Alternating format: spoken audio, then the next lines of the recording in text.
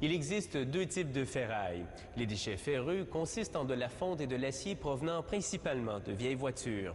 Les déchets non ferreux comprennent l'aluminium, le cuivre, le nickel et le plomb.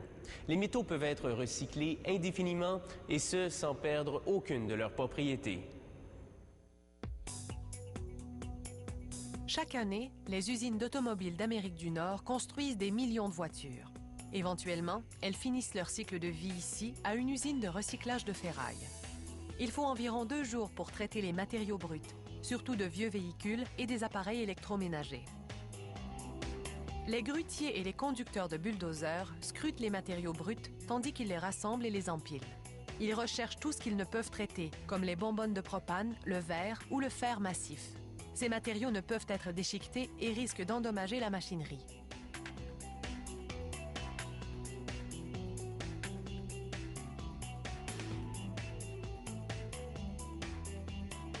Un inspecteur vérifie la pile de ferraille de plus près, puis signifie au grutier qu'il peut aller de l'avant avec le prochain chargement.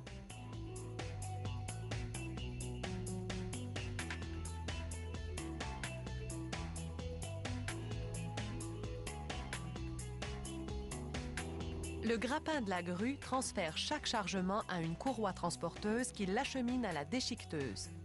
La courroie accélère ou ralentit selon le poids des matériaux afin de ne jamais surcharger la déchiqueteuse. Voici l'intérieur du régulateur d'alimentation qui contient la déchiqueteuse. Un inspecteur le vérifie chaque jour afin de déceler tout dommage. Ce type de machinerie s'use rapidement.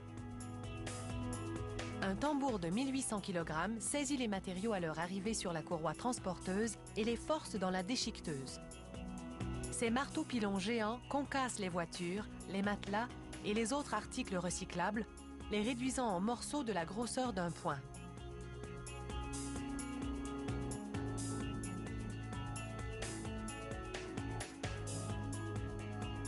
Un aspirateur pour usage industriel aspire les fragments de caoutchouc ou de verre mélangés à l'acier déchiqueté. Les morceaux d'acier adhèrent à ces tambours magnétiques. Tout le reste se retrouve sur la courroie transporteuse en dessous. Ici, des sélecteurs retirent tout matériau indésirable. L'acier déchiqueté et nettoyé est ainsi prêt à être expédié aux clients, dont des aciéries et des fonderies. Les matériaux non récupérés par les tambours magnétiques poursuivent leur route. Des métaux non ferreux ayant une valeur marchande, comme le cuivre ou le laiton, se trouvent parmi les débris déchiquetés. Ils sont acheminés à un trommel où un crible rotatif les trie par grosseur. Tout résidu est sans valeur, mais avant de l'envoyer au dépotoir, un inspecteur le vérifie une dernière fois pour s'assurer qu'aucun matériau de valeur n'est passé à travers les mailles.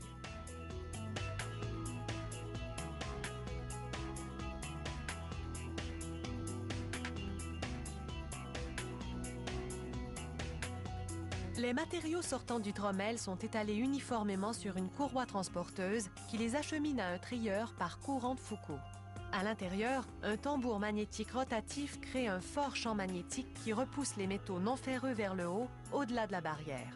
Ils se retrouvent ainsi dans un bac de stockage.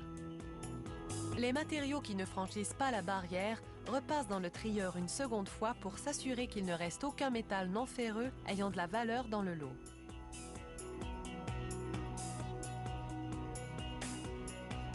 Les résidus sont acheminés à un amas de rebut.